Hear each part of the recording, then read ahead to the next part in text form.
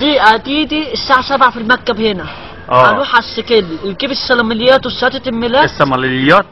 شهادة الميلاد. الاستمارات يعني. قول له بالعربي. وشهادة الميلاد اركبهم من السكيل، وانت تحط لي بقى فيهم البيانات ووصل نول وعدد على الكمبيوتر واصورت وتطلع البطاقة في يوم واحد. تاخدها انت واقف. تاخدها انت واقف.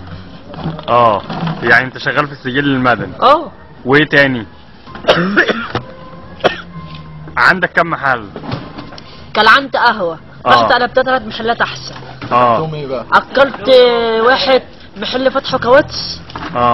واكلت محل فتحه بتاع بنيات تليفون يعني. بنيات؟ بتاع تليفون. موبايلات يعني. واكلت محل تاني مش عارف التاني فتحه ايه. انت مش عارف فتحه ايه؟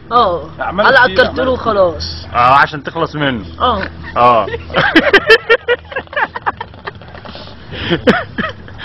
كمل. اعمل له قصة الخيو بقى. الملك فاروق. انت ما حكيتلوش بقية القصة، كمل. قالوا للستات والملك فاروق اتخانقوا. لا انا للسادات وكمال عبد الناصر، انت نسيت؟ قالوا للستات وكمال عبد الناصر اتخانقوا. كان في مشكلة في اسرائيل والعراق والسلفتيل. في السلفتيل؟ كمل. اسرائيل والعراق والسلفتيل. ايوه عارفها. فلسطين يعني.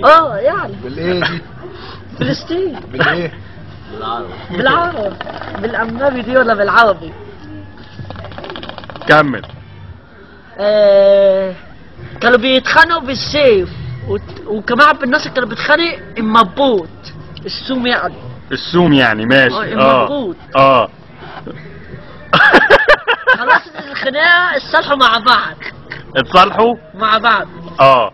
انت قلت لي بقى الفيلا بتاعت مين؟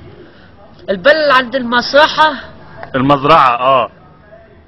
دي اسمها فيلة علاء مالك. على مين؟ علاء مالك ابن حسن مالك. امه مين؟ كانت سوسن مالك.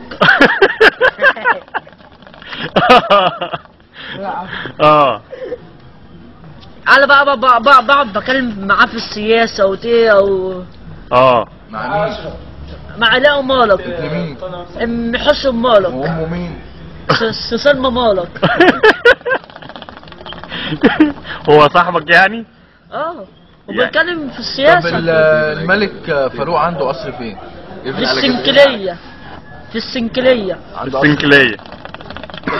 ده انت تحفة.